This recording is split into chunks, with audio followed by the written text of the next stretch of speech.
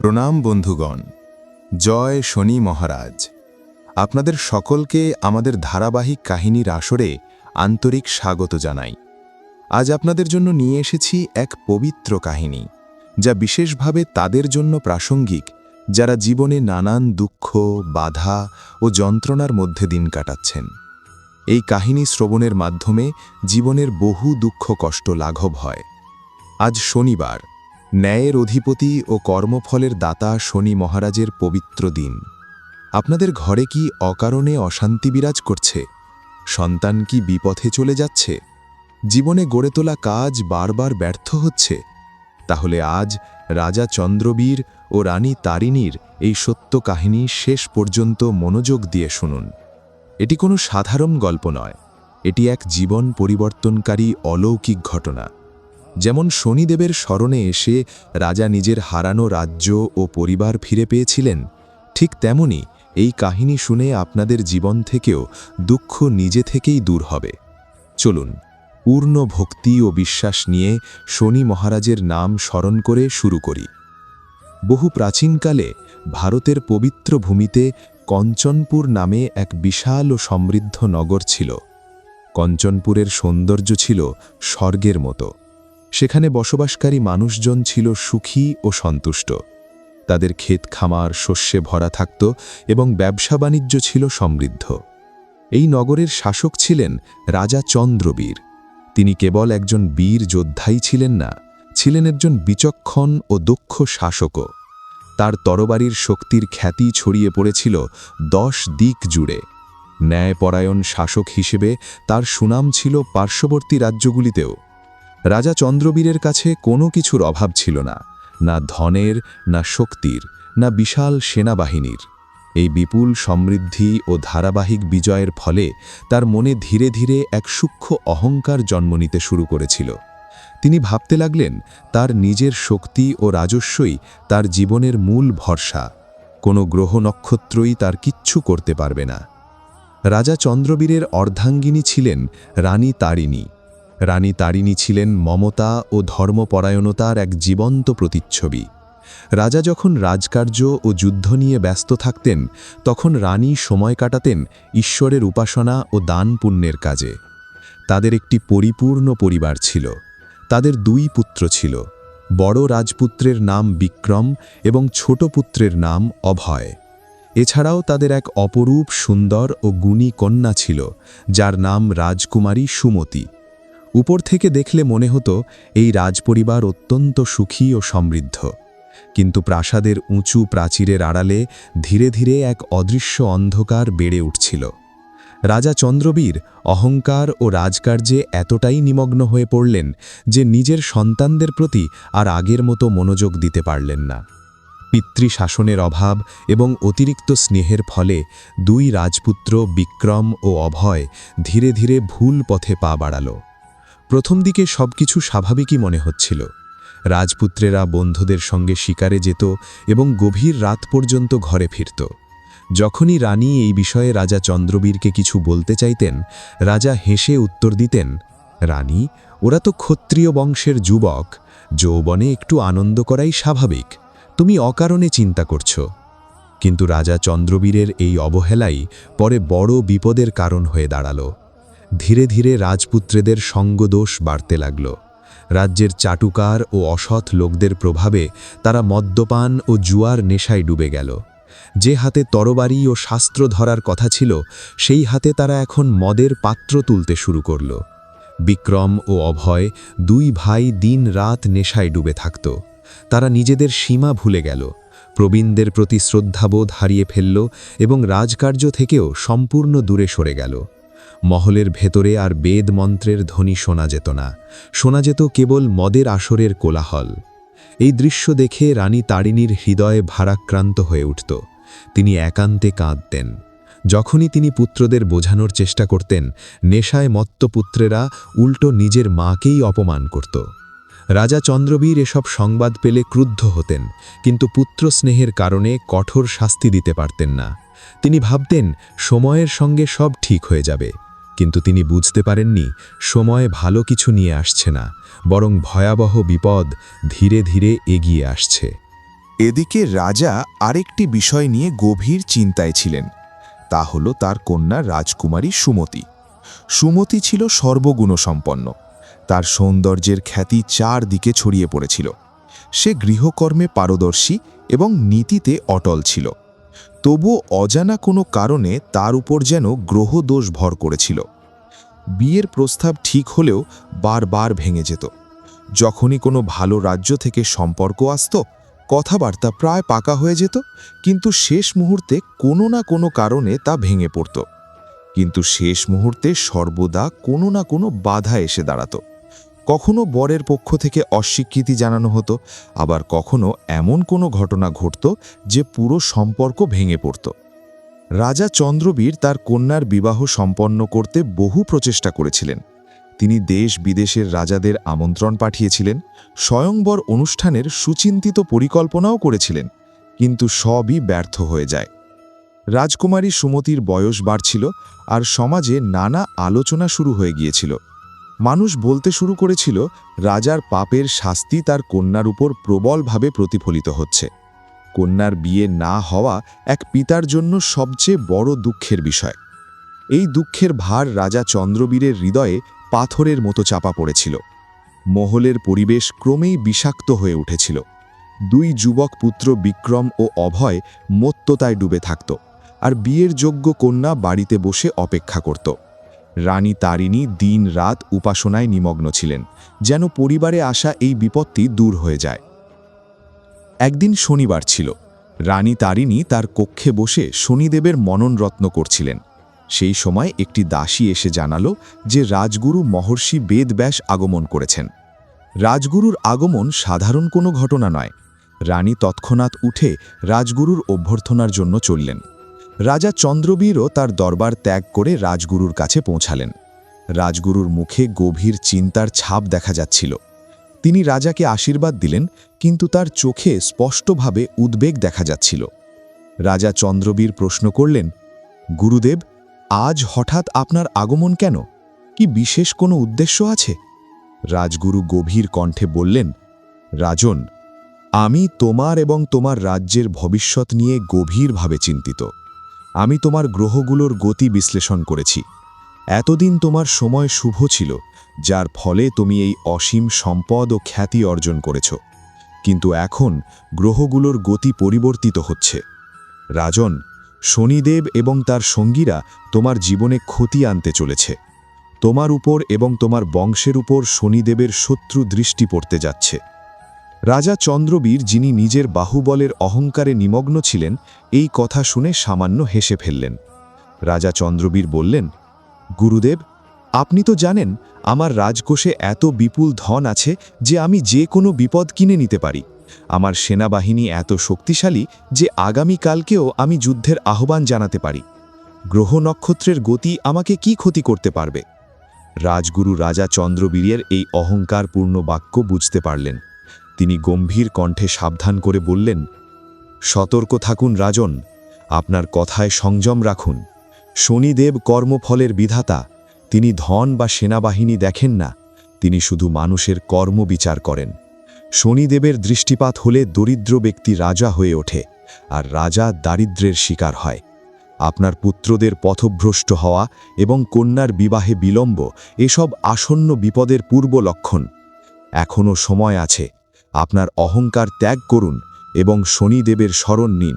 শনিবার উপবাস পালন করুন এবং প্রজাদের প্রতি ন্যায়পরায়ণ থাকুন। রাজা চন্দ্রবীর রাজগুরুর উপদেশ অগ্রাহ্য করে বললেন, গুরুদেব, আমি একজন ক্ষত্রিয়। যুদ্ধক্ষেত্রে শত্রুর মোকাবিলা করাই আমার ধর্ম। গ্রহের ভয় আমার স্বভাবের মধ্যে নেই। আর আমার পুত্রদের বিষয়ে বললে, তারা এখনও যুবক, সময় এলে ঠিক হয়ে যাবে। আর যতদিন ধন আছে, কন্যার বিয়েও হয়ে যাবে। রানী তারিণী রাজগুরুর কথার গভীরতা বুঝতে পারছিলেন। তিনি হাত জোড় করে বললেন, গুরুদেব, যদি রাজা আপনার কথা না মানেন, তবে কি আমি আমার পরিবারের রক্ষার জন্য কিছু করতে পারি? রাজগুরু করুণ দৃষ্টিতে রানীর দিকে তাকিয়ে বললেন, পুত্রী, স্বামীর কর্মফল স্ত্রী ও সন্তানদেরও ভোগ করতে হয়, আর স্ত্রীর পুণ্যই অনেক সময় স্বামীর রক্ষা করে। তুমি শনিবার শনিদেবের উপাসনা করবে, কালো তিল ও তেল দান করবে। পিপুল গাছের তলায় প্রদীপ জ্বালাবে।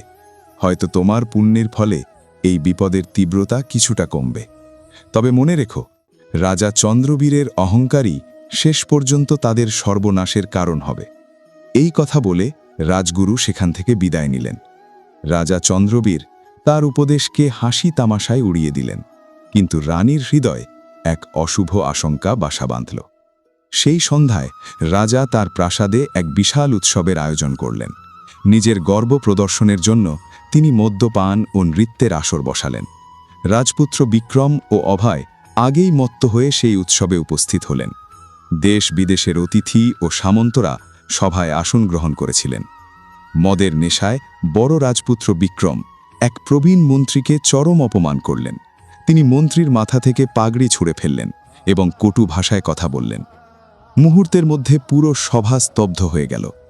ওই মন্ত্রী ছিলেন রাজা চন্দ্রবীরের পিতার সময়কার বিশ্বস্ত সেবক। তার অপমান মানে রাজ্যের সম্মানের অপমান।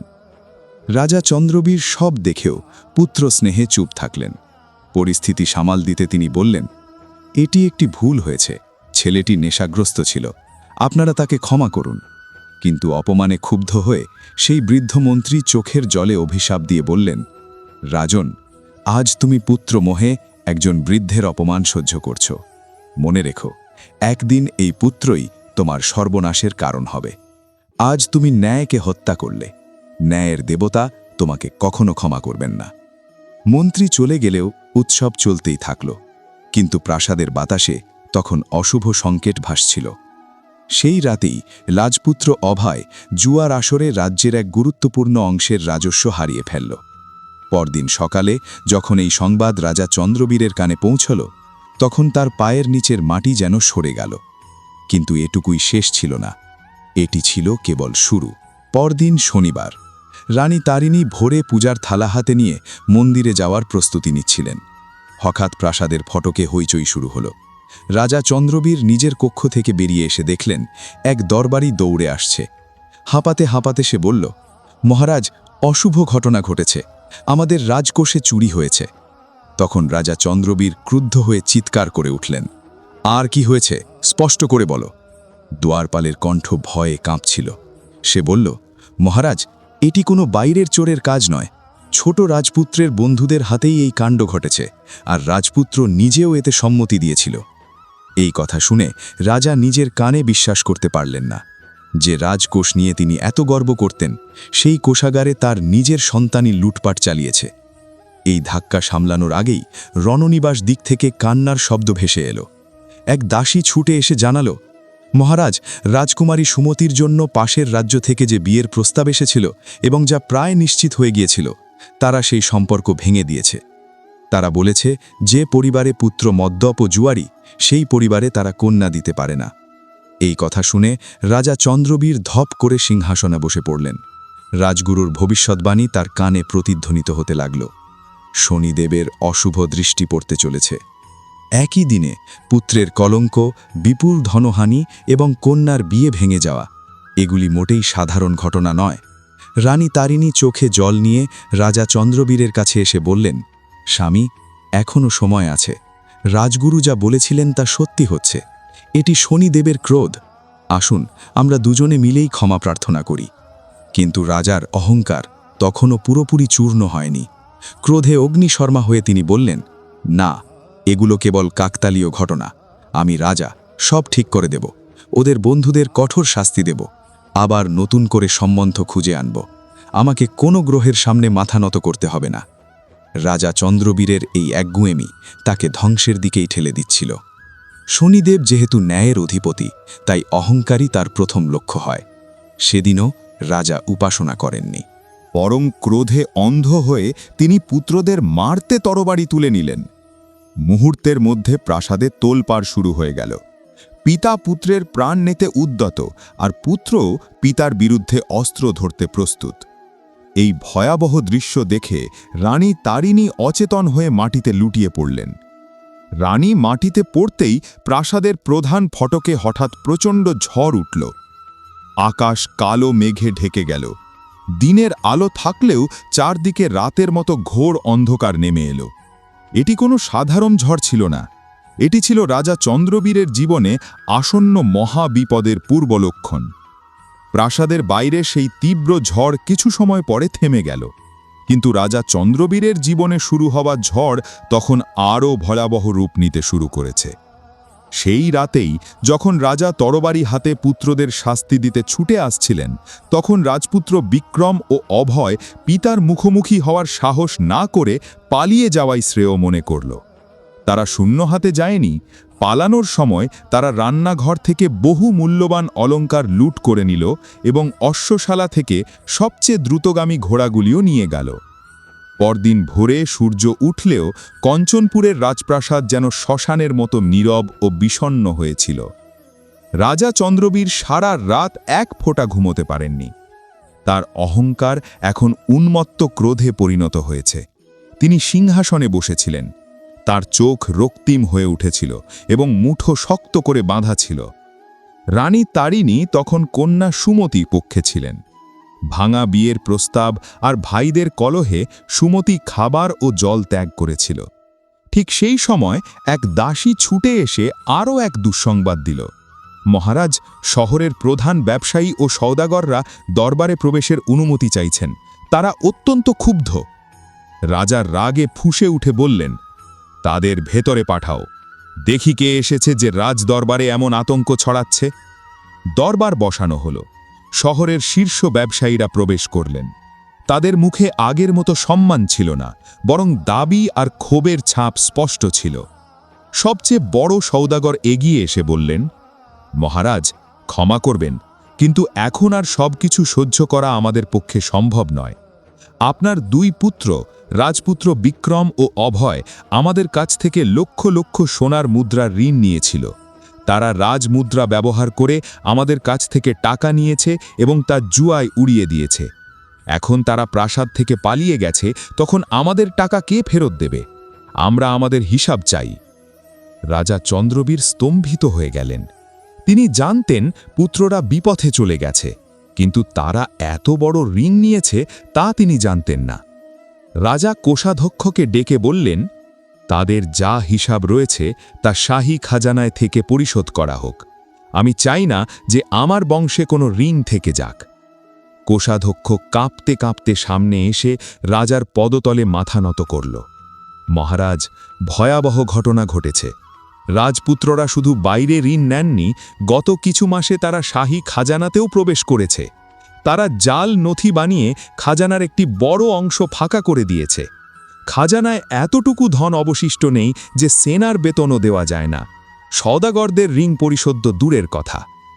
রাজা চন্দ্রবীরের মনে হলো যেন হঠাৎ কারো হাতে বজ্রাঘাত হয়েছে। যে রাজা তার ধনে এত অহংকার করতেন, আজ এক মুহূর্তেই নিঃস্ব হয়ে গিয়েছেন। সমস্ত পরিস্থিতির প্রভাব তার ওপর নেমে আসলো। ধন চলে গেল, সম্মান হারালো, সন্তানও হাতছাড়া হয়ে গেল। সওদাগররা যখন দেখল খাজানা ফাঁকা, তারা রাগে গালমন্দ করে দরবার ছেড়ে চলে গেল। শহরের মধ্যেও খবর ছড়িয়ে পড়ল যে রাজা চন্দ্রবীর দেউলিয়া হয়ে গেছেন। যে রাজা কখনো প্রজার সামনে উঁচু হয়ে দাঁড়াতেন, আজ সেই প্রজার চোখে তিনি পতিত হয়েছেন। দুপুর হতে না হতেই আরও একটি বজ্রপাত ঘটল। প্রতিবেশী রাজ্যের রাজা, যার সঙ্গে রাজকুমারী সুমতির বিয়ের প্রস্তাব আগে স্থির হয়েছিল এবং পরে ভেঙে গিয়েছিল, তারা কঞ্চনপুর আক্রমণের ঘোষণা করল। তাদের দাবি ছিল রাজা চন্দ্রবীরের পুত্ররা তাদের দূতদের চরম অপমান করেছে এবং এখন তারা সেই অপমানের প্রতিশোধ যুদ্ধক্ষেত্রে নেবে। বিপদ যখন আসে তখন চারদিক থেকেই ধেয়ে আসে। শনিদেবের অশুভ দৃষ্টি রাজাকে চারদিক থেকে ঘিরে ফেলেছিল। রাজা চন্দ্রবীর যুদ্ধের আহ্বান গ্রহণ করলেন, কিন্তু তার অন্তরে সাহস ভেঙে পড়েছিল। খাজানা শূন্য হয়ে যাওয়ায় সেনার মনোবলও টালমাটাল হয়ে উঠেছিল। তবু ক্ষত্রিয় ধর্ম পালন করতে গিয়ে রাজা সেনাবাহিনী নিয়ে যুদ্ধক্ষেত্রের দিকে অগ্রসর হলেন। রানী তারিণী তাকে থামানোর চেষ্টা করলেন। স্বামী, এখন যুদ্ধের সময় নয়। আমাদের গ্রহ নক্ষত্র আমাদের অনুকূলে নেই। এখনও আপনি শনিদেবের শরণ নিন, যুদ্ধ এড়িয়ে চলুন। কিন্তু রাজা চন্দ্রবীরের বিবেক তখন সম্পূর্ণভাবে লোপ পেয়েছিল। তিনি রানীকে ধমক দিয়ে বললেন, আমি কাপুরুষ নই তারিণী, আমি যুদ্ধ থেকে পিছু হটব না। যুদ্ধক্ষেত্রে যা ঘটল তা কঞ্চনপুরের ইতিহাসে আগে কখনো ঘটেনি। রাজা চন্দ্রবীর, যিনি একসময় অদম্য বলে খ্যাত ছিলেন, আজ তার প্রতিটি কৌশল ব্যর্থ হতে লাগল। তার নিজের হাতি ও ঘোড়া নিয়ন্ত্রণের বাইরে চলে গেল। হঠাৎ যুদ্ধের মাঝখানে রাজা চন্দ্রবীরের রথের চাকা একটি গর্তে আটকে গেল। তিনি যখন সেটি বের করতে নামলেন, তখন শত্রু সেনারা তাকে চারদিক থেকে ঘিরে ফেলল। প্রকৃতি যেন রাজার বিপক্ষেই অবস্থান নিল। হঠাৎ প্রবল বর্ষণ শুরু হল, যার ফলে রাজা চন্দ্রবীরের সেনারা পা পিছলে পড়তে লাগল। অবশেষে রাজা চন্দ্রবীর বন্দী হয়ে গেলেন। শত্রু রাজা তাকে হত্যা করেননি, বরং জীবন দান করে আরও অপমান করলেন। শত্রু রাজা হাসতে হাসতে বললেন, চন্দ্রবীর, তোমার এই অবস্থা দেখে আমার করুণা হচ্ছে। যাও, আমি তোমাকে রাজ্য ফেরত দেব না, কিন্তু ভিক্ষাবৃত্তির জীবন দান করছি। আজ থেকে কঞ্চনপুর আমার। তুমি এবং তোমার পরিবার আজ সন্ধ্যার মধ্যেই এই রাজ্য ত্যাগ করো। রাজা চন্দ্রবীর মাথা নত করে অপমানের বিষ পান করে নিজ প্রাসাদে ফিরে এলেন। যে রাজা সকালে সেনাবাহিনী নিয়ে যুদ্ধের উদ্দেশ্যে বেরিয়েছিলেন, তিনি এখন পরাজিত ও লাঞ্ছিত মানুষ হয়ে ফিরলেন। প্রাসাদে ফিরে রাজা চন্দ্রবীর যে দৃশ্য দেখলেন তা আগের থেকেও ভয়াবহ হয়ে উঠেছিল। রাজপুত্রদের দুষ্টু সঙ্গীরা সুযোগ নিয়ে প্রাসাদের অবশিষ্ট মূল্যবান সামগ্রী লুট করতে আগুন ধরিয়ে দিয়েছে। রণনিবাসের একটি বড় অংশ দাউ দাউ করে জ্বলে ছাই হয়ে যাচ্ছিল। দাসদাসীরা প্রাণ বাঁচাতে ছুটোছুটি করছিল। রানী তারিণী ও রাজকুমারী সুমতি একটি নিরাপদ স্থানে বসে অঝরে কাঁদছিল। রাজাকে দেখে রানী তারিণী ছুটে এসে তার কাছে পৌঁছালেন। রাজার শরীর ক্ষতে ভরা ছিল, মাথায় রাজমুকুট ছিল না। রাজা চন্দ্রবীর রানীর সামনে হাঁটু গেড়ে বসে ফুপিয়ে খপিয়ে কাঁদতে লাগলেন। তারিণী, সব শেষ হয়ে গেছে। আমার ধন, আমার শক্তি, আমার অহংকার, আমার সেনাবাহিনী সব কিছু হারিয়ে ফেলেছি। আমার নিজের পুত্ররাই আমাকে প্রতারণা করেছে। আমার ভাগ্য আমাকে ঠকিয়েছে। রানী তারিণী নিজের অশ্রু মুছে স্বামীকে সান্ত্বনা দিলেন। স্বামী, ধৈর্য ধরুন। এটি ভাগ্যের প্রতারণা নয়, এটি আমাদের কর্মের ফল। রাজগুরু আপনাকে সতর্ক করেছিলেন, কিন্তু আপনি শোনেননি। শনিদেব অহংকার সহ্য করেন না। তিনি আমাদের এমন স্থানে এনে দাঁড় করিয়েছেন যেখানে আমরা জীবনের সত্য উপলব্ধি করতে পারি। প্রাসাদ পুড়ে গেছে, রাজ্য হাতছাড়া হয়েছে, কিন্তু আমাদের প্রাণ এখনও রক্ষা পেয়েছে। তখন রাজকুমারী সুমতি, যে এতক্ষণ নীরব ছিল, বলল, বাবা, এখন আমাদের এখানে থাকার কোনো অধিকার নেই। শত্রু রাজার সৈন্যরা যে কোনো মুহূর্তে এসে পড়তে পারে। আমাদের এই স্থান ত্যাগ করতে হবে। রাজা চন্দ্রবীর শেষবারের মতো নিজের প্রাসাদের দিকে তাকালেন। যে দেয়ালে একসময় সোনার নকশা খোদাই করা ছিল, আজ তা কালচে হয়ে গেছে। যে সিংহাসনে বসার জন্য একদিন পৃথিবী ব্যাকুল ছিল, আজ তা অন্য কারো অধিকারে চলে গেছে। রাজা নিজের রেশমি রাজবস্ত্র খুলে সাধারণ পোশাক পরলেন। রানী তারিণীও গলার হার, কানের দুল, হাতে চুড়ি সব গহনা খুলে ফেললেন। রাজকুমারী সুমতিও নিজেকে দাসীর বেশে সাজালো। গভীর রাতের আধারে রাজা চন্দ্রবীর, রানী তারিণী ও রাজকুমারী সুমতি চোরের মতো নিঃশব্দে নিজেদের শহর ছেড়ে চলে গেলেন। এটাই ছিল সেই নগরী যাকে রাজা নিজের রক্ত আর ঘামে গড়ে তুলেছিলেন। অথচ আজ কেউ তাদের এক ফোঁটা জলের কথাও জিজ্ঞাসা করার মতো নেই। প্রজারা ঘরের ভেতর নিশ্চিন্তে ঘুমাচ্ছিল, আর তাদের রাজা রাস্তায় রাস্তায় কাঁধে কাঁধ মিলিয়ে হেঁটে বেড়াচ্ছিলেন। চলার পথে বারবার রাজার পা হোঁচট খাচ্ছিল। ক্ষুধা ও তৃষ্ণায় তার শরীর দুর্বল হয়ে পড়ছিল। গতকাল পর্যন্ত যিনি রাজকীয় ভোজে অভ্যস্ত ছিলেন, আজ তার ভাগ্যে জুটছিল না শুকনো রুটির এক টুকরো। হাঁটতে হাঁটতে তারা এক গভীর অরণ্যে পৌঁছে গেলেন। চারদিকে অন্ধকার আরও ঘনিয়ে আসছিল। বন্য পশুর ডাক তাদের মনে আতঙ্ক সৃষ্টি করছিল। রাজা এক গাছের নিচে বসে হতাশ কণ্ঠে বললেন, তারিণী, আমার আর হাঁটার শক্তি নেই। এর চেয়ে তো মৃত্যুই ভালো ছিল। এ কেমন বিচার, হে ঈশ্বর!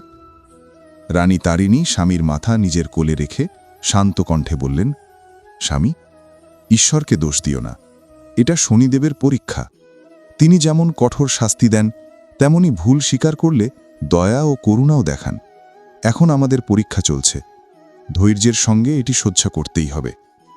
তারা সেই অরণ্যে ঘুরে বেড়িয়ে বহু দিন কাটিয়ে দিল। আহারের জন্য মূলা আর পান করার জন্য নদীর জলই তাদের ভরসা ছিল। এটাই এখন তাদের জীবনধারণের। হাঁটতে হাঁটতে তারা এক গভীর অরণ্যে পৌঁছে গেলেন। চারদিকে অন্ধকার আরও ঘুনিয়ে আসছিল। বন্য পশুর ডাক তাদের মনে আতঙ্ক সৃষ্টি করছিল। রাজা এক গাছের নিচে বসে হতাশ কণ্ঠে বললেন, তারিণী, আমার আর হাঁটার শক্তি নেই। এর চেয়ে তো মৃত্যুই ভালো ছিল। এ কেমন বিচার, হে ঈশ্বর! রানী তারিণী স্বামীর মাথা নিজের কোলে রেখে শান্ত কণ্ঠে বললেন, স্বামী, ঈশ্বরকে দোষ দিও না। এটা শনিদেবের পরীক্ষা। তিনি যেমন কঠোর শাস্তি দেন, তেমনি ভুল স্বীকার করলে দয়া ও করুণাও দেখান। এখন আমাদের পরীক্ষা চলছে। ধৈর্যের সঙ্গে এটি সহ্য করতেই হবে।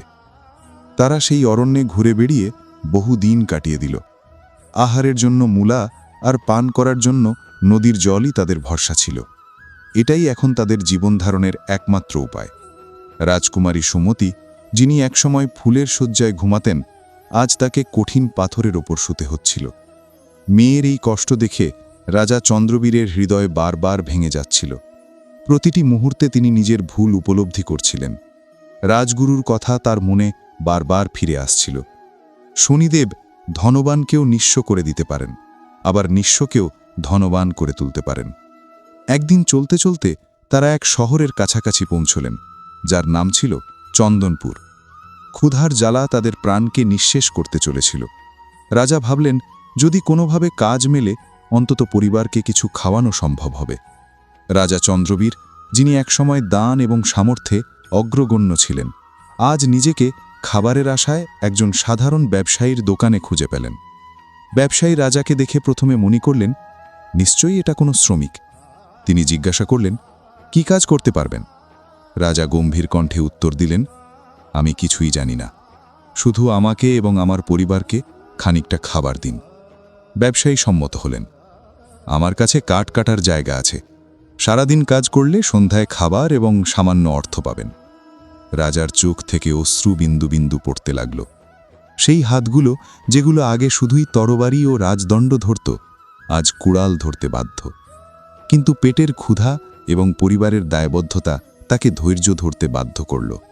সারা দিন ঘাম ঝরিয়ে কাঠ কাটা শেষ করে রাজা যা কিছু পেতেন তা রানী তারিণী ও রাজকুমারী সুমতির হাতে পৌঁছে দিতেন। রানী ও সুমতি বসে থাকলেন না। তারা বাড়ি বাড়ি গিয়ে ধান পেশা, বাসন ধোয়া এবং অন্যান্য ছোট কাজ শুরু করলেন। বিধির চক্রান্ত, একসময় সম্রাট রাজা হয়ে গেলেন কাঠ কাটা শ্রমিক, আর মহারানী মহিমাময়ী দাসীর মতো পরিশ্রমী। সময় অতিবাহিত হলেও কষ্ট কমার নামই নিচ্ছিল না। রাজা ভাবতেন, হয়তো এটিই তার ভাগ্য। কিন্তু শনিদেবের পরীক্ষা এখনও সম্পূর্ণ হয়নি। তাকে আরও গভীর অন্ধকারে যেতে হবে, যাতে অহংকারের শেষ অবশেষও বিলীন হয় এবং সোনার মতো ন্যায্য, বিনয়ী ও ধৈর্যশীল হয়ে ওঠে। একদিন চন্দনপুরের রাজা ঘোষণা করলেন, তার প্রাসাদে একটি বিশেষ পূজা অনুষ্ঠিত হবে এবং শহরের সব নাগরিককে আমন্ত্রণ জানানো হয়েছে। রানী তারিণী রাজাকে বললেন, স্বামী, শুনেছি সেখানে বিশাল আয়োজন হবে। আসুন, আমরাও সেখানে যাই।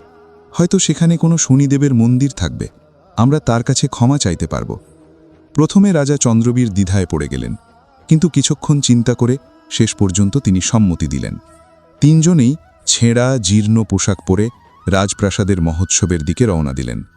প্রাসাদে পৌঁছে চারদিকে আলো ঝলমলে সাজসজ্জা দেখে রাজা চন্দ্রবীরের চোখে পুরনো দিনের স্মৃতি ভেসে উঠল।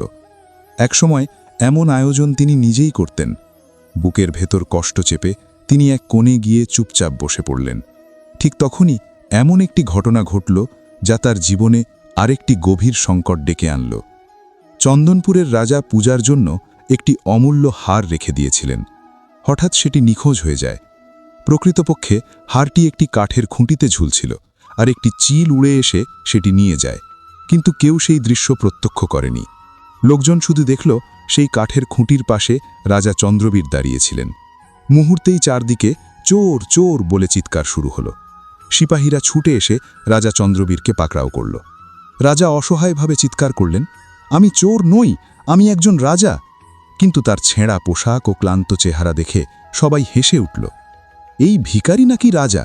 কোনো অনুসন্ধান ছাড়াই চন্দনপুরের রাজা হুকুম দিলেন, এই চোরের হাত পা বেঁধে কারাগারে পুরে দাও, কোড়ার আঘাতে শাস্তি দাও। রানী তারিণী এবং রাজকুমারী সুমতির কান্না যেন নিঃশব্দ প্রার্থনায় রূপ নিল। রাজা চন্দ্রবীরকে টেনে হিঁচড়ে নিয়ে যাওয়া হচ্ছিল। রানী তারিণী মাটিতে লুটিয়ে পড়ে আকাশের দিকে তাকিয়ে বিলাপ করতে লাগলেন। হে শনিদেব, এ কেমন পরীক্ষা! এখন কি শুধু প্রাণ নেওয়াই বাকি? প্রভু, দয়া করুন, আমার স্বামী নির্দোষ, তাকে রক্ষা করুন। কারাগারের অন্ধকার সেলে স্যাঁতস্যাঁতে দুর্গন্ধময় পরিবেশে দাঁড়িয়েছিলেন রাজা চন্দ্রবীর। তার শরীর জুড়ে কোড়ার আঘাতের দাগ, অপমান আর যন্ত্রণার সীমা ছাড়িয়ে গিয়েছিল সবকিছু। সেই গভীর অন্ধকারে দাঁড়িয়ে তার অহংকার সম্পূর্ণ ভেঙে চুরমার হয়ে গেল। কান্নায় ভেঙে পড়ে তিনি 2 হাত জোর করে বললেন, হে কর্মফলদাতা শনিদেব, আমি অপরাধ করেছি। ধন আর শক্তির অহংকারে আপনাকে অবহেলা করেছি, ধর্মের অবমাননা করেছি। আমাকে ক্ষমা করুন প্রভু, আমি আমার কৃতকর্মের শাস্তি পেয়েছি। এখন আমাকে নয়, আমার স্ত্রী আর কন্যার জন্য দয়া করুন। আমি আপনার শরণে এসেছি। রাজা চন্দ্রবীরের চোখ থেকে অনুশোচনার অশ্রু ঝরতে লাগল। সত্যিই তো বলা হয়, যেদিন মানুষের অহংকার ভেঙে পড়ে সেদিন থেকেই ঈশ্বরের করুণার দরজা খুলে যায়। রাজা চন্দ্রবীরের সেই করুণ আর্তনাদ যেন কারাগারের পাথুরে দেয়াল ভেদ করে ন্যায় দেবতার কর্ণকুহরে পৌঁছে যাচ্ছিল। যে অন্ধকার কোণে এতক্ষণ তার শিষ্কি আর বিলাপ ধ্বনিত হচ্ছিল, সেখানে এখন এক গভীর নিস্তব্ধতা নেমে এসেছে। অহংকারের সব শক্ত আস্তরণ গলে গিয়ে অশ্রু হয়ে ঝরে পড়েছে। রাজা চন্দ্রবীর ঠান্ডা মাটিতে কপাল ঠেকিয়ে বারবার এক নাম উচ্চারণ করতে লাগলেন, হে শনিদেব, হে ন্যায়াধীশ, আমাকে রক্ষা করুন, আমাকে রক্ষা করুন। সেই গভীর রাতে যখন পুরো শহর নিদ্রায় আচ্ছন্ন এবং রাজা চন্দ্রবীর কারাগারের অন্ধকারে নিজের কর্মের প্রায়শ্চিত্ত করছিলেন, তখন শনিদেবের কৃপায় এক আশ্চর্য ঘটনা ঘটল। চন্দনপুরের রাজা, যিনি কোনো অনুসন্ধান ছাড়াই রাজা চন্দ্রবীরকে বন্দী করেছিলেন, তখন নিজের শয়নকক্ষে ঘুমিয়েছিলেন। হঠাৎ তার স্বপ্নে এক অলৌকিক দীপ্তিময় মূর্তি আবির্ভূত হল। গায়ের রং কালো, হাতে দণ্ড আর চোখে সূর্যের মতো প্রখর জ্যোতি। তিনি আর কেউ নন, স্বয়ং শনিদেব। স্বপ্নের ভেতর শনিদেব কঠোর কণ্ঠে বললেন, অজ্ঞান রাজন, তুমি কি ভয়াবহ অপরাধ করেছ জানো? যাকে তুমি সাধারণ চোর মনে করে কারাগারে নিক্ষেপ করেছ এবং নির্মমভাবে কোড়ার আঘাত দিয়েছ, সে কোনো সাধারণ ব্যক্তি নয়। সে কাঞ্চনপুরের মহারাজ চন্দ্রবীর। সে আমার একনিষ্ঠ ভক্ত, যে নিজের কর্মের ফল ভোগ করে এখন পবিত্র হয়ে উঠেছে। যে হার নিখোঁজ হয়েছে তা কেউ চুরি করেনি। এক পাখি ভুল করে সেটি তুলে নিয়ে তোমার প্রাসাদের পিছনের এক বৃক্ষের ডালে ঝুলিয়ে দিয়েছে। যদি সূর্য উঠার আগেই তুমি সেই নির্দোষ রাজাকে সম্মানের সঙ্গে মুক্ত না করো এবং তার কাছে ক্ষমা না চাও, তবে তোমার রাজ্য ঠিক তেমনি ধ্বংস হবে যেমন চন্দ্রবীরের রাজ্য হয়েছে। এই স্বপ্ন দেখে চন্দনপুরের রাজা আতঙ্কে ঘেমে উঠলেন। বুকের ভেতর ধুকপুকানি বেড়ে গেল, গলা শুকিয়ে কাঠ হয়ে গেল। স্বপ্নটি এত বাস্তব ছিল যে এক মুহূর্তের জন্য তিনি এটিকে কল্পনা বলে ভাবতে পারলেন না। ভোরের তারা তখনও পুরোপুরি মিলিয়ে যায়নি। রাজা সঙ্গে সঙ্গে উঠে তার সেনাপতি ও মন্ত্রীদের ঘুম ভাঙালেন। তিনি আদেশ দিলেন, এখনই মশাল জ্বালাও, প্রাসাদের পিছনের সেই বটবৃক্ষটি ভালো করে খুঁজে দেখো।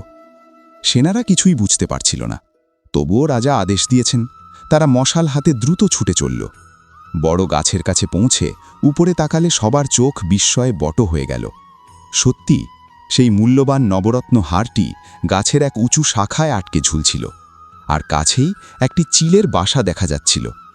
দৃশ্যটি দেখে চন্দনপুরের রাজা দৃষ্টিহারা হয়ে হাঁটু গেড়ে পড়ে বললেন, হে ঈশ্বর, আমি কি অপরাধ করেছি? রাজা দৌড়ে কারাগারের দিকে এগোলেন। তার পিছনে মন্ত্রী ও সেনারা ছুটছিলেন। দরজা খুলে দেওয়া হলো। কারাগারে রাজা চন্দ্রবীর কোণে বসে শনিদেবের ধ্যান করছিলেন। তার শরীরে কোড়ার দাগ, ছেঁড়া পোশাক সবই দেখছিল। চন্দনপুরের রাজা দৌড়ে গিয়ে তার পদতলে মাথা রাখলেন। মহারাজ, আমাকে ক্ষমা করুন, আমি একটা ভয়ঙ্কর অপরাধ করেছি। আমি আপনাকে চোর মনে করেছি। স্বপ্নে শনিদেব আমাকে সব সত্য বলেছেন। রাজা চন্দ্রবীর ধীরে ধীরে চোখ খুললেন। এখন আর ক্রোধ ছিল না, বরং চোখে শান্তির অদ্বিতীয় জ্যোতি। তিনি চন্দনপুরের রাজাকে সান্ত্বনা দিয়ে বললেন, রাজন, এতে তোমার কোনো দোষ নেই। এটি আমার খারাপ কর্ম এবং শনিদেবের মহিমার ফল। যখন সময় খারাপ হয় তখন বন্ধু শত্রু হয়ে যায়, রাজা চোরের মতো দেখা দেয়। আজ আমি যে শাস্তি পেয়েছি তা আমার অহংকার ভেঙে দিয়েছে। শনিদেব আমাকে ক্ষমা করেছেন, এটাই আমার সবচেয়ে বড় সুখ। চন্দনপুরের রাজা সঙ্গে সঙ্গে আদেশ দিলেন, মহারাজ চন্দ্রবীরকে রাজ স্নান করানো হোক, শরীরের ক্ষতগুলোতে উন্নত ওষুধ লাগানো হোক, নতুন রাজকীয় পোশাক পরানো হোক। কারাগারের বাইরে রানী তারিণী ও রাজকুমারী সুমতি সারা রাত ক্ষুধিত ও তৃষ্ণিত হয়ে কেঁদে বসেছিলেন। রাতের অন্ধকারে তাদের কান্না নিঃশব্দে বাতাসে মিলছিল। তাদের মনে হচ্ছিল হয়তো আর তারা রাজা চন্দ্রবীরের মুখ কখনো দেখতে পাবেন না। ঠিক সেই মুহূর্তে তারা দেখল কারাগারের দরজা ধীরে ধীরে খুলে গেছে। রাজা চন্দ্রবীর বেরিয়ে আসছেন, কোনো বন্দির মতো নয়, বরং এক সম্মানিত অতিথির মতো। তার সঙ্গে নিজে চন্দনপুরের রাজা 2 হাত জোড়া দিয়ে চলছেন। রানী তারিণী ও রাজকুমারী সুমতি দৌড়ে এগিয়ে দিয়ে রাজা চন্দ্রবীরের পাশে দাঁড়ালেন। তাদের কান্না থামছিল না, কারণ তারা রাজাকে জীবিত ও নিরাপদ দেখেছেন। চন্দনপুরের রাজা রানী তারিণীকে প্রণাম করে বললেন, মাতা, আমি এক বড় ভুল করেছি, আপনি আমার প্রাসাদে চলুন। আজ থেকে আপনি আমার অতিথি নন, বরং আমার পরিবারের সদস্য। প্রাসাদে পৌঁছে রাজা চন্দ্রবীর প্রথমে কোনো খাবার বা বিশ্রাম নিলেন না। তিনি বললেন, রাজন, আজ শনিবার, আমার জীবনের সমস্ত কষ্ট শনিদেবের অবহেলা এবং আমার অহংকারের কারণে এসেছিল।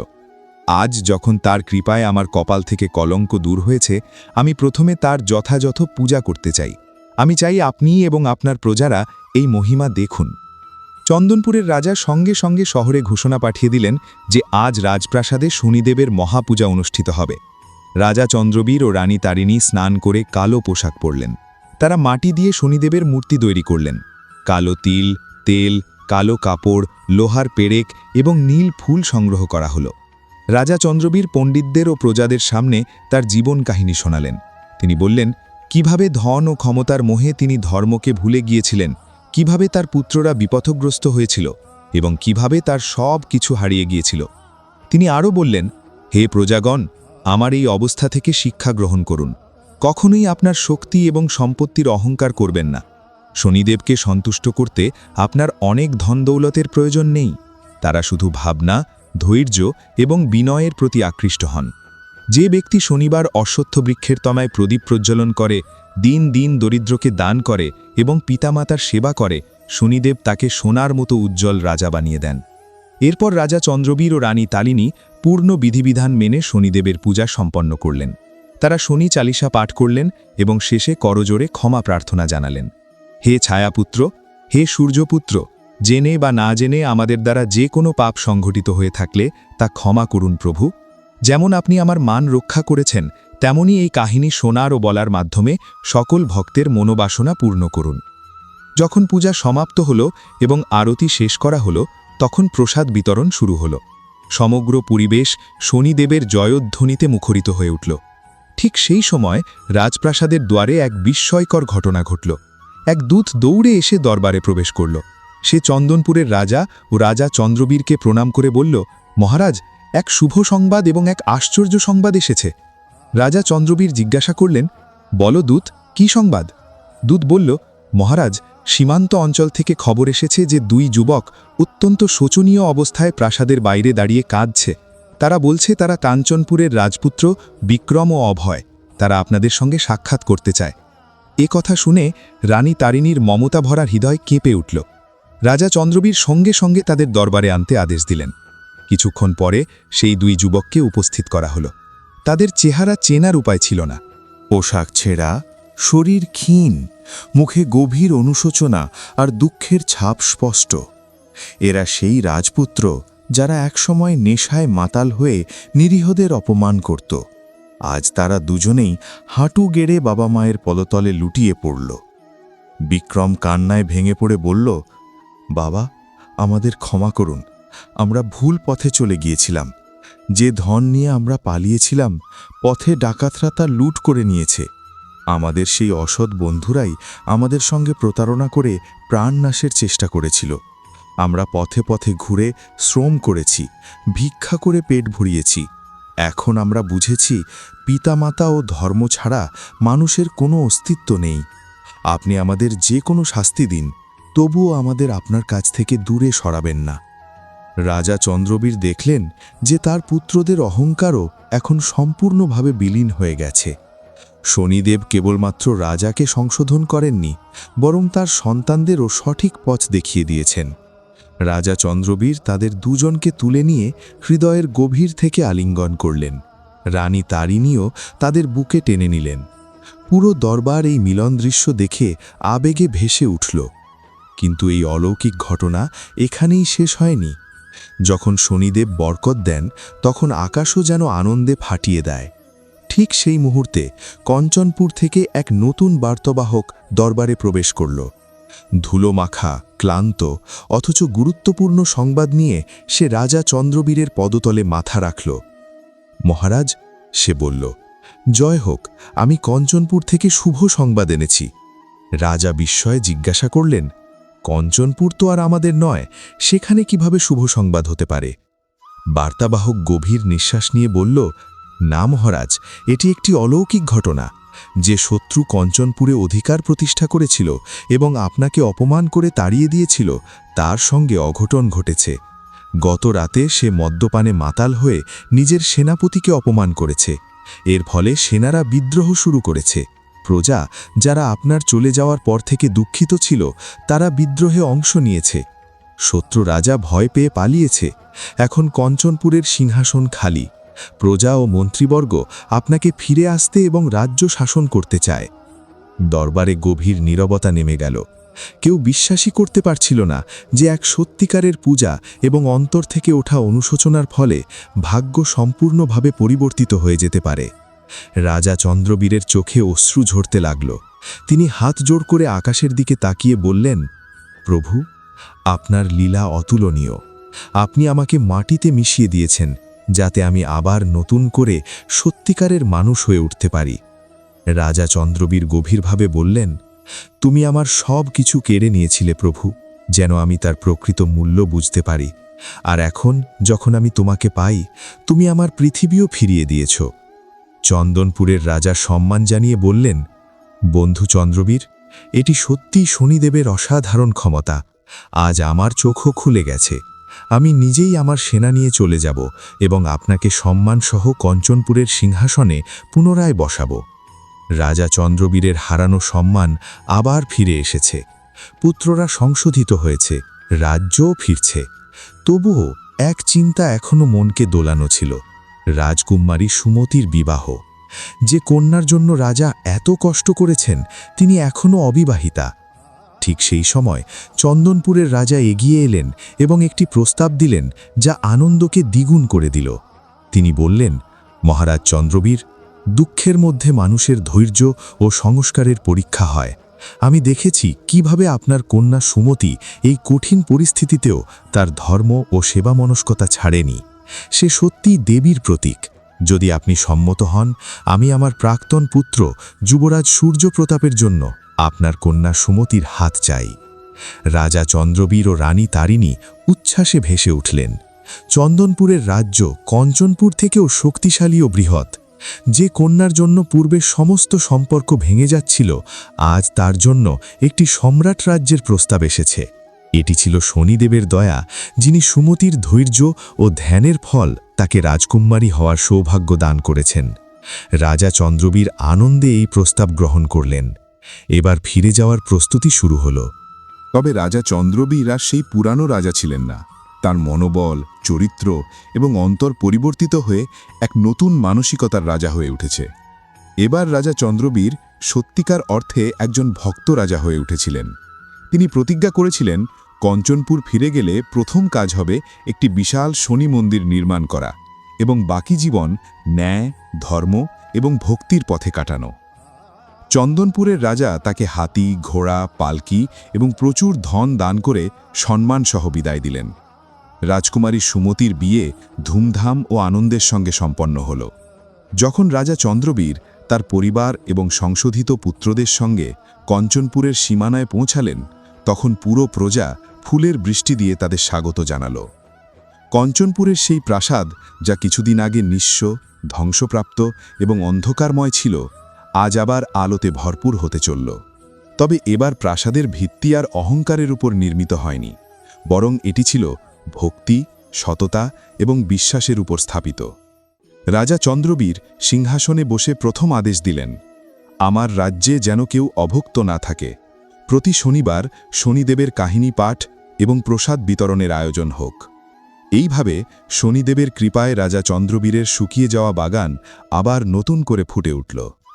যারা বলেছিল রাজার দুঃসময় কখনো শেষ হবে না, আজ তারা রাজার ভাগ্যকে প্রশংসায় ভরিয়ে দিল। তবে কাহিনী এখানেই শেষ হয়নি। সুখ আসার পরেও তা সঠিকভাবে ধরে রাখা একটি পরীক্ষা। রাজা চন্দ্রবীরের পুত্ররা এখন সংশোধিত, কিন্তু তারা কি ভবিষ্যতে রাজ্য শাসনের যোগ্য হবে? আর শনি মন্দির নির্মাণের প্রতিজ্ঞা কি নির্বিঘ্নে সম্পন্ন হবে? কারণ ঈশ্বরের কাছে প্রতিজ্ঞা করলে এবং তা পূর্ণ করতে বিলম্ব করলে আবারও পরীক্ষা শুরু হতে পারে। রাজা চন্দ্রবীর ফিরে পেয়েছিলেন রাজ্য, তবে সামনে ছিল নতুন চ্যালেঞ্জ, রাজ্য পুনর্গঠন। খাজানা শূন্য, সেনা ছিন্ন ভিন্ন, এবং শত্রু রাজা এখনও কোথাও বেঁচে প্রতিশোধের আগুনে দগ্ধ। কঞ্চনপুরের প্রধান দ্বারে আজ তোরণ ঝুলছিল, কিন্তু সেই তোরণের পেছনের ভবনগুলো ক্ষয়ে পুরনো ধ্বংসাবশেষে ভরা। রাজা চন্দ্রবীর, রানী তারিণী এবং 2 রাজপুত্র বিক্রম ও অভয় যখন শহরে প্রবেশ করলেন, তখন প্রজার চোখে আনন্দ ও আশা উজ্জ্বল হয়ে উঠল। পুরনো ভয়, অশান্তি এবং দুঃখের স্মৃতি ধীরে ধীরে মিলিয়ে গেল, আর নতুন দিনের শুরু হল। একটি দিন যা ভক্তি, ন্যায় এবং পুনর্জীবিত বিশ্বাসের আলোয় ভরা। তারা কেবল তাদের রাজাকে চাইছিল না, তারা চাইছিল এক রক্ষক, যে তাদের বিধ্বস্ত ঘরবাড়ি পুনরায় গড়ে তুলতে সক্ষম হবে। হাতি বা জঙ্গলের বাহন ত্যাগ করে রাজা চন্দ্রবীর নগরের প্রধান দরজায় দাঁড়িয়ে নিজস্ব পায়ে পদার্পণ করলেন। প্রজা হতবাক হয়ে তাকিয়ে রইল। রাজা মাথা নত করে কঞ্চনপুরের মাটিকে নিজের কপালে স্পর্শ করলেন। এটি আর সেই অহংকারী রাজা ছিল না যে প্রজার দুঃখ বা কষ্টে অমনোযোগী থাকত। এটি সেই রাজা যে ক্ষুধা, দারিদ্র্য এবং প্রজার ভোগকে অনুভব করেছেন, তাই এখন সত্যিকারের নেতার মতো ছিলেন। দরবার বসানো হল। সিংহাসন ছিল ঠিক আগের মতোই, তবে যে ব্যক্তি সেখানে বসবে সে বদলে গিয়েছে। রাজা প্রথমেই মন্ত্রীদের কাছে রাজ্যের বর্তমান পরিস্থিতি জানতে চাইলেন। মহামন্ত্রী কিছুটা দ্বিধাগ্রস্ত হয়ে বললেন, মহারাজ, শত্রু রাজা তার শাসন এবং লুটপাটের মাধ্যমে রাজকোষ সম্পূর্ণভাবে শূন্য করে দিয়েছে। ধানের মজুদ ন্যূনতম, সেনার কাছে অস্ত্রের অভাব এবং বাণিজ্য সম্পূর্ণভাবে থমকে গেছে। রাজ্য পুনর্গঠনের জন্য প্রচুর অর্থ প্রয়োজন। আমরা কি প্রজার উপর কর বাড়াব? পুরনো রাজা চন্দ্রবীর হয়তো সঙ্গে সঙ্গে হ্যাঁ বলতেন, কিন্তু নতুন চন্দ্রবীর গভীরভাবে চিন্তা করে বললেন, না মহামন্ত্রী, প্রজা ইতিমধ্যেই যথেষ্ট কষ্ট ভোগ করেছে। যে রাজা নিজের পাপের শাস্তি প্রজার মাধ্যমে ভোগ করেছে, সে আর প্রজার উপর অতিরিক্ত বোঝা চাপাতে পারে না। আমরা কর বাড়াব না। মহামন্ত্রী উদ্বিগ্ন হয়ে বললেন, তবে মহারাজ, অর্থ কোথা থেকে আসবে? রাজা আকাশের দিকে তাকিয়ে দৃঢ়ভাবে বললেন, যে শনিদেব আমাকে হারানো রাজ্য ফিরিয়ে দিয়েছেন, তিনি একইভাবে আমাদের রাজ্য পরিচালনার ব্যবস্থাও করবেন। আমাদের শুধু পুরুষার্থ করতে হবে। আমার আদেশ, রাজ্যের অপ্রয়োজনীয় ব্যয় বন্ধ করতে হবে, এবং সবচেয়ে গুরুত্বপূর্ণ, আমি যে শনি মন্দির নির্মাণের প্রতিজ্ঞা করেছি তা সম্পন্ন হবে।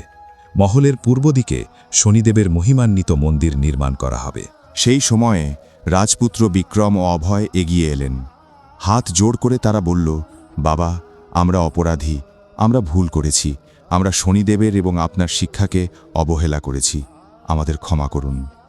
আমরা নিজেরাই রাজ্যের ধন, জুয়া ও মদ্যপানে নষ্ট করেছি, আমাদের প্রায়শ্চিত্ত করা প্রয়োজন। আমাদের নির্দেশ দিন, আমরা কি করব? রাজা চন্দ্রবীর পুত্রদের চোখে গভীর দৃষ্টি দিলেন। সেখানে আর মদ্যপান বা অহংকার ছিল না, শুধু অনুশোচনা এবং বিনম্রতা। রাজা গভীরভাবে নিঃশ্বাস নিলেন, তারপর একটি কঠিন কিন্তু অপরিহার্য সিদ্ধান্ত নিলেন। তিনি বললেন, পুত্রেরা, ক্ষত্রিয় ধর্ম শুধু সিংহাসনে বসা নয়, সেবা করাও তার অংশ। তোমরা দুজনেই শিখতে পারোনি যে শ্রমের মূল্য অপরিসীম, তাই ধনের অপমান হয়েছে। তোমাদের প্রায়শ্চিত্ত এই, শনি মন্দিরের নির্মাণে তোমরা রাজপুত্র হয়ে নয়, সাধারণ শ্রমিক হিসেবে কাজ করবে। নিজ হাতে ইঁট তুলবে, কাটায় মুড়িচি তৈরি করবে এবং পাশনা ঝরাবে। যতক্ষণ মন্দির সম্পূর্ণ না হবে, ততক্ষণ রাজপ্রাসাদের বিলাসিতা ত্যাগ করতে হবে। দরবারে নীরবতা নেমে এলো। সবাই ভাবল, রাজপুত্রদের কোমল হাতে এমন কঠিন শ্রম সম্ভব কি? কিন্তু বিক্রম ও অভয় মাথা নিচু করে বলল, যা আদেশ বাবা, আমরা আমাদের কর্ম ও ও ভামের মাধ্যমে আমাদের ভুল মুছে দেব। পরের দিন থেকে কঞ্চনপুরে এক অবিশ্বাস্য দৃশ্য ফুটে উঠল। যেখানে মন্দিরের ভিত্তি স্থাপন করা হচ্ছিল, সেখানে অন্যান্য শ্রমিকদের সঙ্গে রাজপুত্ররা ভারী পাথর টানছিল। তাদের কাঁধ ক্ষতিগ্রস্ত, হাতের তালুতে ফোসকা, তবে মুখে কোনো অভিযোগ নেই। প্রজা এটি দেখে আবেগে ভেসে গেল। তারা একে অপরকে বলল, দেখো, এটি শনিদেবের মহিমা। যারা একসময় মদ্যপানে মাতাল ছিল, আজ তারা ধর্মের কাজে নিজের ঘাম ঢালছে। রানী তারিণীও চুপচাপ বসে রইলেন না। তিনি রাজকীয় পোশাক ত্যাগ করে রণনিবাসে সাধারণ জীবন শুরু করলেন। প্রতিদিন শ্রমিকদের জন্য খাবার তৈরি করতেন, রান্না ও পরিবেশনে সাহায্য করতেন। রাজা চন্দ্রবীরের এই পরিবর্তন রাজ্যে এক নতুন উদ্যম সৃষ্টি করল এবং প্রজার মধ্যে নতুন ভরসা ও আশার আলো জ্বালালো। যখন রাজা এবং তার পুত্ররা নিজেরা পরিশ্রমে মগ্ন ছিলেন, তখন প্রজা পিছিয়ে থাকল না। শহরের ব্যবসায়ী, কৃষক, কারিগর এবং যুবকরা স্বতঃস্ফূর্তভাবে শ্রম দিতে শুরু করল। সকলে একযোগে কাজ করায় মন্দিরের নির্মাণ দ্রুতগতিতে এগোতে লাগল। কিন্তু এক সমস্যা তখনও রয়ে গেল: ধনের অভাব। মন্দিরের ভিত্তি গড়া হচ্ছিল, তবে রাজ্য চালানো, সৈন্যদের বেতন দেওয়া এবং প্রয়োজনীয় সামগ্রী সংগ্রহের জন্য খাজানা শূন্য ছিল। এক শনিবার দুপুরে রাজপুত্র বিক্রম ও অভয় মন্দিরের গর্ভগৃহ খনন করছিলেন। হঠাৎ বিক্রমের কুড়াল কোনো কঠিন ধাতুর সঙ্গে ধাক্কা খেল। টন টন শব্দটি শোনা গেল। বিক্রম আরও গভীর খনন করল এবং দেখল একটি সিল করা তাম্রপাত্র রয়েছে, যার মুখ শক্তভাবে বন্ধ। তিনি অবিলম্বে অভয়কে ডাকলেন। দুজনে মিলে অনেক পরিশ্রমের পর পাত্রটি মাটির আড়াল থেকে বের করল। শ্রমিকরা রাজাকে খবর দিল। রাজা চন্দ্রবীর সঙ্গে রাজগুরুও উপস্থিত হলেন। রাজগুরু পাত্রটি পরীক্ষা করে বললেন, রাজন, এটি প্রাচীনকালীন ধন মনে হচ্ছে। সম্ভবত তোমার পূর্বপুরুষরা জরুরি সময়ের জন্য এটি সংরক্ষণ করেছিলেন, কিন্তু সময়ের স্রোতে তা ভুলে যাওয়া হয়েছিল। শনিদেবের কৃপা দেখো, তুমি যখন মন্দিরের ভিত্তি খুঁড়ছিলে, তিনি তোমার রাজ্যের ভিত্তি শক্তিশালী করার জন্য ধন দিয়েছেন। পাত্রটি খুলে দেখা গেল, সেখানে সোনালী মুদ্রা, মূল্যবান রত্ন এবং প্রাচীন কয়েনের ভাণ্ডার ছিল। এত বিশাল সম্পদ যে তা দিয়ে শুধু মন্দির নয়, রাজ্যের খাজানাও সম্পূর্ণভাবে পূর্ণ করা সম্ভব। রাজা চন্দ্রবীরের চোখে অশ্রু ঝরে পড়ল। তিনি মাটিতে মাথা রাখলেন এবং শনিদেবকে প্রণাম করলেন। রাজা পুত্রদের উদ্দেশ্যে বললেন, দেখো, জুয়া বা অনৈতিক পথে অর্জিত ধন কখনো স্থায়ী হয় না, কিন্তু পরিশ্রম, সততা এবং ধর্মের পথে যা অর্জিত হয়, সেটিই প্রকৃত ধন। এই সম্পদ আপনার ঘামের ফসল। রাজ্যে শান্তি ফিরে এলো। সৈন্যদের বেতন দেওয়া হলো, অস্ত্র সংগ্রহ করা হলো এবং সীমান্ত সুরক্ষার যথাযথ ব্যবস্থা করা হলো। কঞ্চনপুর আবার শক্তিশালী এবং সমৃদ্ধ রাজ্যে পরিণত হল। সেই সময় রাজকুমারী সুমতির বিয়ের প্রস্তুতি জোর কদমে চলছিল। চন্দনপুরের রাজা তার পুত্র সূর্যপ্রতাপকে নিয়ে বরযাত্রী হিসাবে আসতে চলেছিলেন। শহরে উৎসবের পরিবেশ বিরাজ করছিল। শান্তি, সমৃদ্ধি এবং আনন্দের ছোঁয়া চারপাশে ছড়িয়ে পড়েছিল। রাজা চন্দ্রবীর ঠিক করলেন, রাজকুমারী সুমতির বিয়ে হবে সেই নতুন নির্মিত শনি মন্দিরের প্রাঙ্গণে। কোনো অযথা বাহ্যিকতা, কোনো অতিরিক্ত ব্যয় নয়। বিয়ের দিন এলো। কঞ্চনপুর শহর সাজানো হয়েছিল ফুল, প্রদীপ ও সরল সৌন্দর্যে। সোনা চাঁদির ছোঁয়া নয়, বরং পবিত্রতা এবং সাদামাঠা সৌন্দর্যই ছড়িয়ে দিয়েছিল পুরো পরিবেশ। চন্দনপুর থেকে আসা বরযাত্রী দলকে বৈদিক মন্ত্রের মাধ্যমে অভ্যর্থনা জানানো হয়েছিল। বিয়ের অনুষ্ঠান সম্পূর্ণভাবে সাত্ত্বিক ও পবিত্র ছিল। রাজকুমারী সুমতি, যে সরাসরি লক্ষ্মী দেবীর মাধুর্য ও সততার প্রতীক ছিলেন, বিদায়ের সময় তার বাবার কাঁধে মাথা রেখে কাঁদছিলেন। তিনি বললেন, বাবা, আমার ভয়ের ছিল যে আমার কারণে আপনার সম্মান ক্ষুণ্ণ হবে, কিন্তু আজ আমি গর্বিত যে আমি আপনার কন্যা। রাজা চন্দ্রবীর তার মেয়ের মাথায় করুণ হাত রেখে বললেন, বেটি, এটি তোমার ধৈর্য, ভক্তি ও সততার ফল। তুমি আমাদের কঠিন সময়ে ধৈর্য ধরতে শিখিয়েছ এবং আজ তুমি আমাদের গর্ব। সুমতির বিদায়ের পর রাজা চন্দ্রবীর তার পুরো মনোযোগ রাজ্য পরিচালনা, আইন শৃঙ্খলা রক্ষা এবং ধর্ম প্রচারে নিবদ্ধ করলেন। জুয়া, মদ্যপান এবং অশিষ্ট কাজের ওপর কঠোর নিষেধাজ্ঞা আরোপ করা হল। প্রতি শনিবার রাজ্যের প্রধান দরজার সামনে গরিবদের জন্য ভোজের আয়োজন করা হতো, যেখানে রাজা নিজে উপস্থিত থেকে শনি কাহিনী শুনতেন এবং ভক্তদের সঙ্গে সময় কাটাতেন। তবে ইতিহাস বলে প্রদীপ নিভে যাওয়ার আগে এক শেষ ঝলক দেয়, আর শত্রু পরাজয় হওয়ার পরও এক শেষ চেষ্টার পথ খোঁজে। কঞ্চনপুরের সীমানার দূরে ঘন জঙ্গলের অন্ধকারে দুষ্টু রাজা কালসেন লুকিয়ে বসেছিল। তার সঙ্গে ছিলেন তার বিশ্বস্ত, নিষ্ঠুর এবং অভিজ্ঞ সৈন্যরা। প্রতিশোধের আগুন তার হৃদয়ে ভেতরে ভেতরে জ্বালছিল। কালসেন তার গুপ্তচরদের মাধ্যমে খবর পাঠিয়েছিল। খবরটি ছিল কঞ্চনপুর আবার শক্তিশালী ও সাফল্যের শিখরে পৌঁছেছে। রাজা চন্দ্রবীর এখন পুরোপুরি ভক্তি এবং ধর্মচর্চায় ডুবে রয়েছেন। কালসেন গর্জে উঠল, চন্দ্রবীর মনে করে শনিদেব তাকে বাঁচিয়ে দিয়েছেন, কিন্তু সে ভুলছে যে রাজনীতিতে ভক্তি নয়, শক্তিই প্রধান। এখন সে মন্দির নির্মাণ এবং পূজাপাঠে ব্যস্ত, আর এটাই তার দুর্বলতা। তার সেনাবাহিনী এখন সম্পূর্ণ নতুন। এটাই উপযুক্ত সময়। আমরা কঞ্চনপুরে সরাসরি যুদ্ধ ঘোষণা করব না, বরং রাজা চন্দ্রবীরের ওপর হঠাৎ আঘাত হানব। সেনাপতি কৌতূহলী হয়ে জিজ্ঞেস করল, কিন্তু মহারাজ, তা কিভাবে সম্ভব? কালসেন ঠোঁটের কোণে কুটিল হাসি ফুটিয়ে বলল, পরিকল্পনা প্রস্তুত। আগামী শনিবার, যখন পুরো রাজ্য শনি পূজায় ব্যস্ত থাকবে এবং রাজা চন্দ্রবীর অস্ত্রহীন অবস্থায় মন্দিরে উপস্থিত থাকবেন, তখন আমরা সন্ন্যাসীর বেশে শহরে প্রবেশ করব। আমাদের পোশাকের ভেতরে ধারালো খঞ্জর লুকিয়ে থাকবে। রাজা যখন আরতির সময় চোখ বন্ধ করবেন, তখনই আমরা আমাদের কাজ শেষ করব। এই ভয়ঙ্কর ষড়যন্ত্রের কথা কঞ্চনপুরে কেউ জানত না।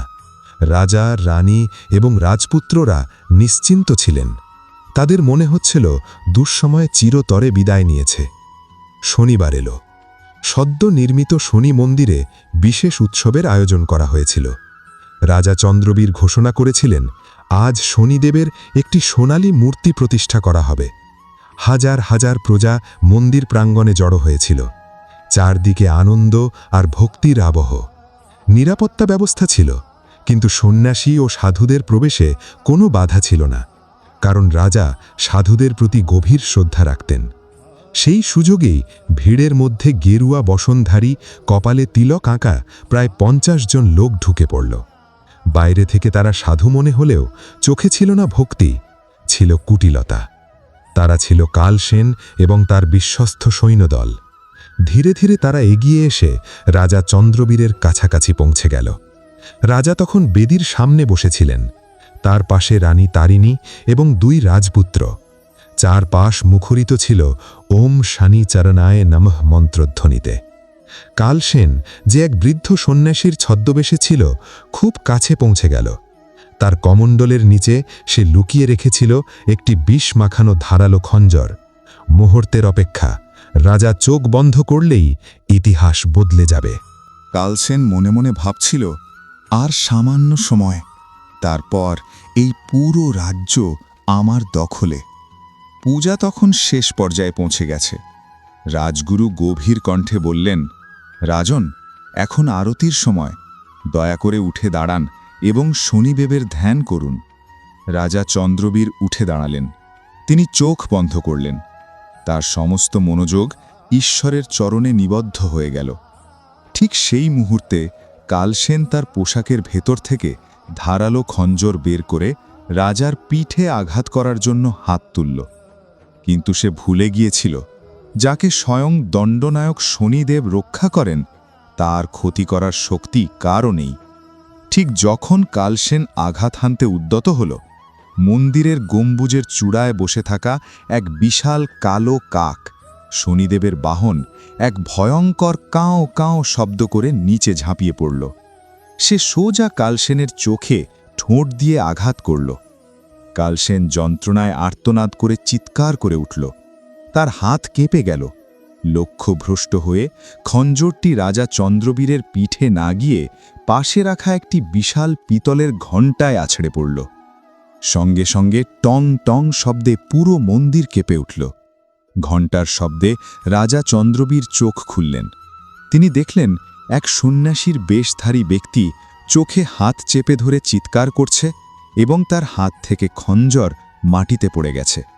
এই দৃশ্য দেখে রাজপুত্র বিক্রম ও অভয় মুহূর্তেই সব বুঝে ফেললেন। তারা তখন শারীরিকভাবে অনেক শক্তিশালী হয়ে উঠেছে। বিক্রম চিতাবাঘের মতো ঝাঁপিয়ে পড়ে কালসেনকে শক্ত করে ধরে ফেললেন। তুমি কে? বিক্রম বজ্রকণ্ঠে জিজ্ঞেস করলেন। কালসেনের সঙ্গে থাকা অন্য ষড়যন্ত্রকারীরা ভয়ে কাঁপতে লাগল। রাজা চন্দ্রবীরের রক্ষীরা দ্রুত এসে তাদের চারদিক থেকে ঘিরে ফেলল। সন্ন্যাসীর পোশাক ছিঁড়ে ফেলা হলে কালসেনের আসল পরিচয় প্রকাশ পেল। রাজা চন্দ্রবীর বিস্ময়ে হতভাগ হয়ে গেলেন। কালসেন, তুমি? আর তুমি সন্ন্যাসীর ছদ্মবেশে? তুমি ধর্মের মুখোশ পরে অধর্ম করার সাহস করেছ? কালসেন যন্ত্রণায় কাতর হয়ে দাঁতে দাঁত চেপে রেগে গিয়ে বলল, হ্যাঁ, আমি তোমাকে হত্যা করতে চেয়েছিলাম। তুমি আমার রাজ্য কেড়ে নিয়েছ। রাজা চন্দ্রবীর স্থির কণ্ঠে বললেন, কালসেন, রাজ্য কারো ব্যক্তিগত সম্পত্তি নয়, রাজ্য মানে দায়িত্ব। আমি তোমার রাজ্য কেড়ে নিইনি, তোমার নিজের কর্মই তোমাকে এই অবস্থায় এনে দাঁড় করিয়েছে। আর আজ তুমি শনিদেবের পবিত্র মন্দিরে রক্ত ঝরানোর ষড়যন্ত্র করেছ। এটিই তোমার সবচেয়ে বড় অপরাধ। এই কথা শুনে প্রজারা ক্রোধে ফেটে পড়ল। চারদিক থেকে আওয়াজ উঠল, মৃত্যুদণ্ড চাই, মৃত্যুদণ্ড! রাজপুত্র বিক্রম তৎক্ষণাৎ তার তলোয়ার বের করলেন। চোখে আগুন ঝরছিল। তিনি বললেন, বাবা, আদেশ দিন, এই পাপীর মাথা এই মুহূর্তে শরীর থেকে আলাদা করে দিই। রাজা চন্দ্রবীর কয়েক মুহূর্ত নীরবে দাঁড়িয়ে রইলেন। ক্ষমতা তার হাতে ছিল, চাইলে এখনই মৃত্যুদণ্ড দিতে পারতেন। কিন্তু তিনি আর আগের মতো মানুষ ছিলেন না। তিনি বদলে গেছেন। তিনি ধীরে বিক্রমের হাত চেপে ধরে বললেন, না পুত্র, এটা শনিদেবের মন্দির, এখানে রক্তপাত হবে না। শনিদেব ন্যায় বিচারের দেবতা। তিনি শাস্তি দেন, কিন্তু ক্ষমাও করতে শেখান। আমরা যদি রাগের বশে ঠিক তার মতো আচরণ করি, তাহলে আমাদের আর এই দুষ্টের মধ্যে পার্থক্য কোথায় থাকবে? এরপর রাজা কালসেনের দিকে তাকিয়ে বললেন, কালসেন, আমি তোমাকে জীবন দান করছি, তবে একটি শর্তে। তুমি এই মুহূর্তে কঞ্চনপুরের সীমা ত্যাগ করবে এবং জীবনের বাকি সময় তোমার পাপের প্রায়শ্চিত্ত করবে। যদি আবার কখনো এই রাজ্যে ফিরে আসো, তবে ন্যায়ের শাস্তি আর ক্ষমাশীল হবে না। কালসেন হতভম্ব হয়ে গেল। সে বিশ্বাস করতে পারছিল না যে যাকে হত্যা করতে এসেছিল সেই মানুষই তাকে প্রাণ ভিক্ষা দিচ্ছেন। রাজার এই মহানুভবতা তার হৃদয়ের ভিতরে থাকা দানবকে চূর্ণ করে দিল। সে কাঁপতে কাঁপতে মাটিতে লুটিয়ে পড়ল এবং রাজার পায়ে ধরে কাঁদতে লাগল। মহারাজ, আপনি সত্যিই মহান। আমি হেরে গেছি। আপনার তলোয়ারে নয়, আপনার ক্ষমার কাছে আমি পরাজিত হয়েছি। কালসেন ও তার সঙ্গীদের ক্ষমা করা হল। প্রজারা বিস্ময়ে তাকিয়ে রইল। এই ঘটনা রাজা চন্দ্রবীরের মহিমা আরও বহুগুণ বাড়িয়ে দিল। সবাই বুঝে গেল তাদের রাজা এখন শুধু একজন শাসক নন, তিনি একজন সত্যিকারের মহান রাজা হয়ে উঠেছেন। মন্দিরের প্রতিষ্ঠা সফলভাবে সম্পন্ন হল। রাজ্যে আবার শান্তি ও সমৃদ্ধির বাতাস বইতে শুরু করল। বছর কেটে গেল। রাজা চন্দ্রবীর ও রানী তারিণী এখন বার্ধক্যে পৌঁছেছেন। রাজপুত্র বিক্রম ধীরে ধীরে রাজ্যের সমস্ত দায়িত্ব নিজের কাঁধে তুলে নিয়েছেন এবং অভয় সেনাবাহিনীর সর্বাধিনায়ক হিসেবে নিযুক্ত হয়েছেন। দুই ভাই ছিলেন অত্যন্ত বিচক্ষণ, ন্যায়পরায়ণ ও কর্তব্যপরায়ণ শাসক। এক সন্ধ্যায় রাজা চন্দ্রবীর রানী তারিণীর দিকে তাকিয়ে বললেন, তারিণী, আমাদের জীবনের সূর্য এখন অস্তাচলের পথে।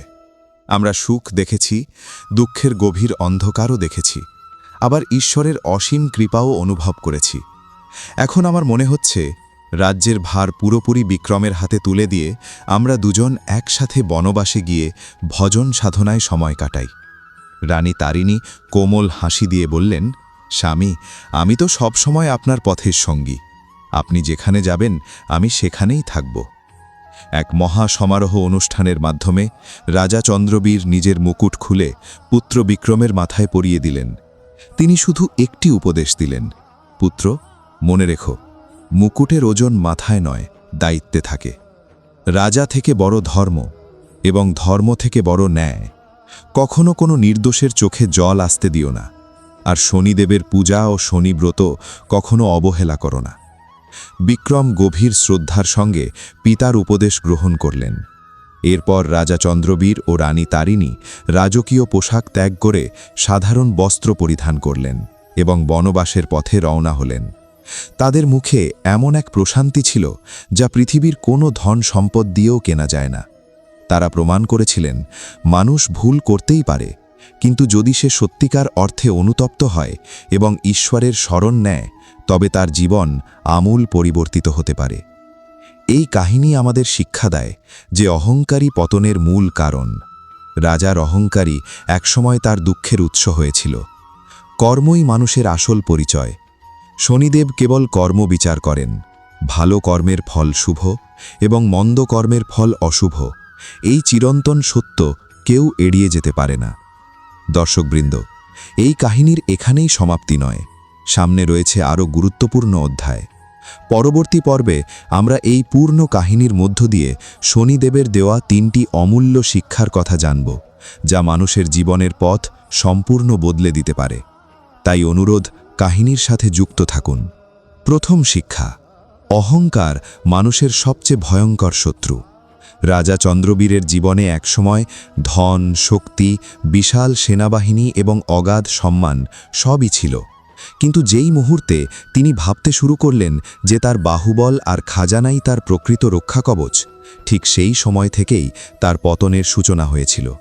শনিদেব তার সব কিছু কেড়ে নিলেন, শুধুমাত্র তার অহংকার চূর্ণ করার জন্য। যখন রাজা ক্ষুধার যন্ত্রণা, অপমানের তিক্ততা এবং কারাগারের দুর্ভোগ সহ্য করলেন, তখন তিনি উপলব্ধি করলেন যে রাজা হোক কিংবা ভিখারি, ঈশ্বরের দরবারে সবাই সমান। এই কাহিনী আমাদের শেখায়, যে ব্যক্তি নিজের পদ, অর্থ কিংবা ক্ষমতার গর্ব করে, তার পতন অনিবার্য। আর যে ব্যক্তি বিনয়ী হয়ে ঈশ্বরের শরণ নেয়, সেই শেষ পর্যন্ত বিজয়ী হয়। দ্বিতীয় শিক্ষা: কর্মফল থেকে কেউই মুক্ত নয়, আর সন্তানের ভবিষ্যৎ গভীরভাবে মা বাবার কর্মের সঙ্গে জড়িত। রাজা চন্দ্রবীরের অবহেলা, অন্যায় কাজ ও অন্ধ পুত্রমোহের কুফল তার সন্তানদের ভোগ করতে হয়েছিল। পুত্র বিক্রম ও অভয় ভুল পথে পা বাড়িয়েছিল। কন্যা সুমতির বিবাহ বারবার ভেঙে যাচ্ছিল। এগুলো শনিদেবের অন্যায় শাস্তি নয়, বরং রাজার নিজের কর্মের প্রতিফলন ছিল। যখন রাজা নিজের ভুল স্বীকার করলেন, অনুতপ্ত হলেন এবং ধর্মের পথে ফিরে এলেন, তখন সেই পুত্ররাও সংশোধিত হল এবং সেই কন্যাই পরবর্তীতে রাজমাতা হলেন। এই কাহিনী আমাদের শিক্ষা দেয় যে যদি মা বাবা অধর্মের পথে চলেন, তবে তাদের পাপের প্রভাব সন্তানের জীবনে পড়বেই। আবার যখন মা বাবা সৎ পথে ফেরেন, তখন সন্তানের ভাগ্য আপনাতেই পরিবর্তিত হতে শুরু করে। তৃতীয় এবং সবচেয়ে গভীর শিক্ষা: প্রকৃত প্রায়শ্চিত্ত ও ধৈর্য ঈশ্বরকেও স্পর্শ করতে পারে। যখন রাজা চন্দ্রবীর কারাগারের অন্ধকারে ভাঙা হৃদয় নিয়ে শনিদেবকে ডাকলেন, তখন সেখানে কোনো যজ্ঞ ছিল না, কোনো দান ছিল না, কোনো আড়ম্বরও ছিল না। ছিল শুধু চোখের জল, অপরাধের স্বীকারোক্তি এবং সম্পূর্ণ আত্মসমর্পণ। সেই মুহূর্তেই শনিদেবের করুণা প্রকাশিত হল। এখন এই কাহিনীর এই 3টি শিক্ষাকে আমাদের নিজেদের জীবনে প্রয়োগ করতে হবে, কারণ এই শিক্ষাগুলি আমাদের ভুল পথ থেকে সরিয়ে সঠিক দিশা দেখাতে পারে। রাজা আবার সম্মান ফিরে পেলেন, রাজ্য ফিরে এলো, পরিবার এক সূত্রে বাধা পড়ল এবং এমনকি শত্রুও ক্ষমার শক্তিতে পরাজিত হল। এই কাহিনী আমাদের শেখায় যে ঈশ্বরকে পাওয়ার জন্য বাহ্যিক আড়ম্বর বা লোক দেখানো ভক্তি নয়, প্রয়োজন একটি সৎ, নির্মল ও পরিশুদ্ধ হৃদয়। যে মানুষ বিপদের সময় ধৈর্য হারায় না, দুঃসময় ধর্মের পথ থেকে সরে আসে না এবং নিজের ভুল স্বীকার করে অনুতপ্ত হয়, তার জীবনে শনিদেব নিজেই ন্যায় ও করুণার রূপ নিয়ে উপস্থিত হন। দর্শকবৃন্দ, যদি এই পবিত্র কাহিনী আপনাদের মনে শান্তির স্পর্শ এনে দিয়ে থাকে, হৃদয়ের গভীরে কোনো অনুভূতির জাগরণ ঘটিয়ে থাকে, কিংবা আপনাদের নিজেদের কর্ম নিয়ে ভাবতে বাধ্য করে থাকে, তাহলে এই কাহিনী শুধু নিজের মধ্যে সীমাবদ্ধ রাখবেন না। পরিবার, বন্ধু এবং সেই সকল মানুষের সঙ্গে শেয়ার করুন যারা জীবনের কোনো না কোনো সংকটে লড়াই করছেন। ভিডিওটি লাইক করে আমাদের উৎসাহ দিন। কমেন্টে শ্রদ্ধার সঙ্গে লিখুন, জয় শনিদেব। আর এমনই ভাবনাপ্রসূত ও শিক্ষণীয় কাহিনী পেতে আমাদের অমৃত কথা চ্যানেলটি অবশ্যই সাবস্ক্রাইব করুন। জয় শনিদেব মহারাজ।